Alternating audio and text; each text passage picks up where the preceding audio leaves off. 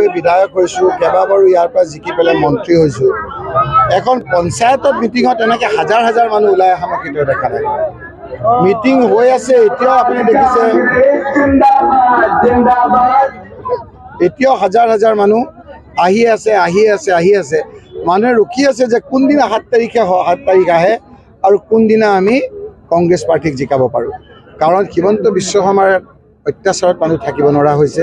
হিমন্ত বিশ্ব শৰ্মা ডাঙৰীয়া যিমান সোনকালে মুখ্যমন্ত্ৰীৰ পৰা আঁতৰে সিমানেই ৰাইজে শান্তিৰে থাকিব পাৰিব বুলি ভাবিছে আৰু পঞ্চায়তৰ যোগেদি তেখেতৰ প্ৰতি অনাস্থা দিবৰ কাৰণেই এইবাৰ ৰাইজে শিলডল ভাঙি ওলাই আহি কংগ্ৰেছৰ প্ৰাৰ্থী সভাত এনেদৰে উপস্থিত হৈছে।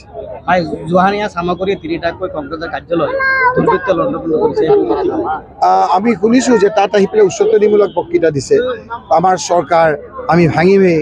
আৰে তোমালোকৰ চৰকাৰ আছে, তোমালোকে মানুহখিনিক সহায় কৰা, ইয়াত গুণ্ডামাগি কৰিবৰ কাৰণে তোমালোকে আহিছা নেকি?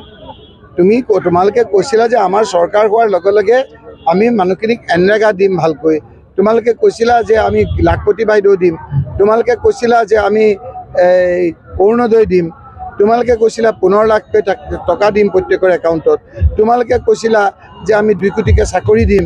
সেইবিলাক দিব নোৱাৰে, বাহাদুৰি তাত মাৰিব নোৱাৰে, ইজনে সিজনৰ লগত কাজিয়া ভাঙা পিটা।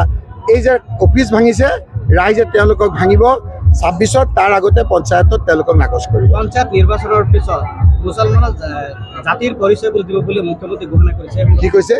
পঞ্চায়ত নিৰ্বাচনৰ পিছত মুছলমানক জাতিগত পৰিচয় পত্ৰ দিব বুলি ঘোষণা কৰিছে। ৰাহুল গান্ধী ডাঙৰীয়াৰ হেঁচাত এইটো কৈ ঠেলাৰ নাম বাবাজী।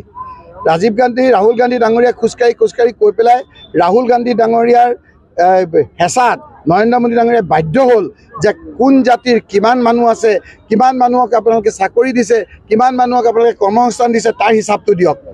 আৰু এতিয়া হিমন্ত বিশ্ব শৰ্মাই কৈছে যে জাতিগত প্ৰমাণ পত্ৰ দিব, জাতিগত আপোনাৰ নথি দিব, এইখিনি কয় ঠেলাৰ নাম বাবাজী।